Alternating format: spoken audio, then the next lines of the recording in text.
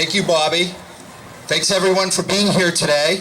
I have to say there's not too many times in my life that I get goosebumps, but I have goosebumps today seeing everyone here celebrating Memorial Day in Holliston.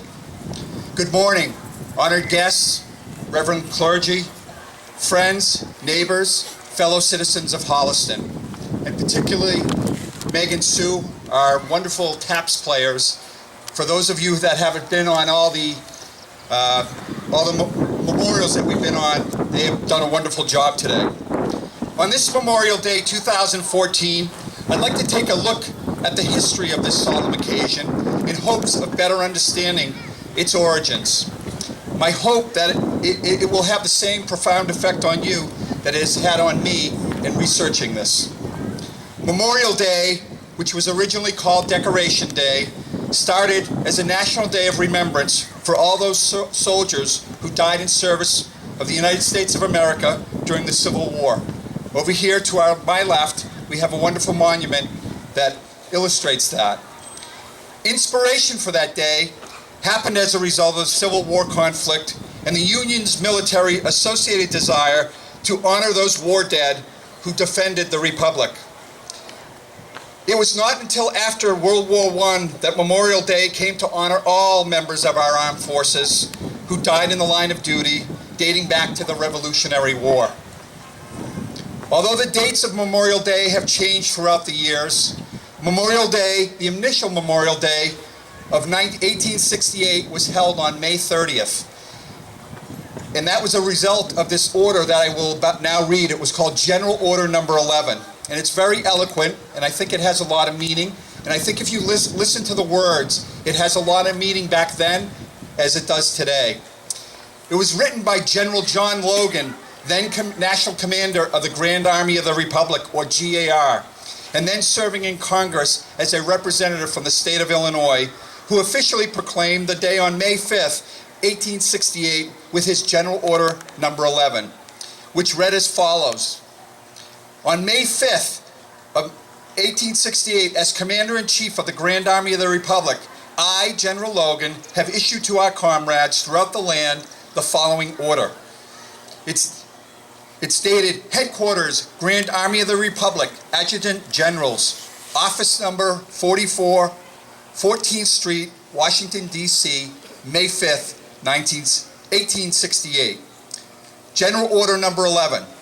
The 30th of May, 1868, is designate for the purpose of strewing with flowers or otherwise decorating the graves of comrades who died in defense of their country during the late rebellion, and whose bodies lie in almost every city, village, hamlet, and churchyard throughout the land. In this observance, no form of ceremony is prescribed, but posts and comrades will in their own way arrange such fitting services and testimonials of respect as circumstances may permit. We are organized, comrades, as our regulations tell us, for the purpose, among other things, of preserving and strengthening those kind and fraternal feelings which have bound us together as soldiers, sailors, Marines, who united to suppress the late rebellion.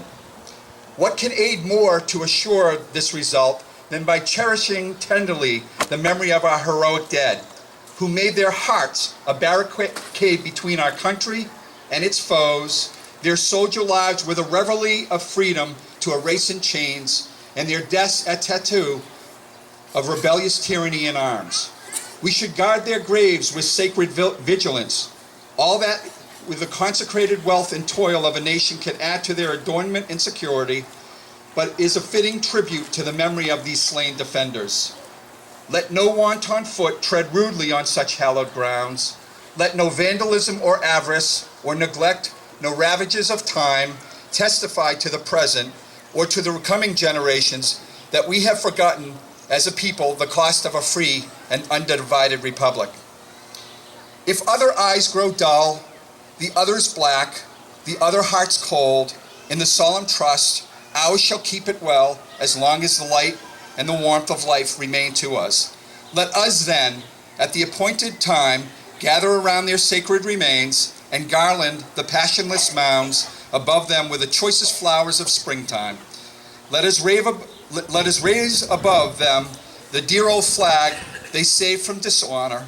Let us in this solemn presence renew our pledges to aid and assist those whom have left among us a sacred charge upon a nation's gratitude, the soldier's widow and orphan. It is the purpose of the Commander-in-Chief to inaugurate this observance with a hope that it will be kept up from year to year, while a survivor of the war remains, to honor the memory of his departed colleagues. He earnestly desires the public press to call attention to this order and lend its friendly aid in bringing to the notice of comrades in all parts of the country in time for the simultaneous compliance therewith.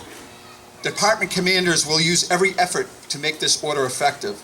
By order of John A. Logan, Commander-in-Chief, Grand Army of the Republic, May 5th, 1868.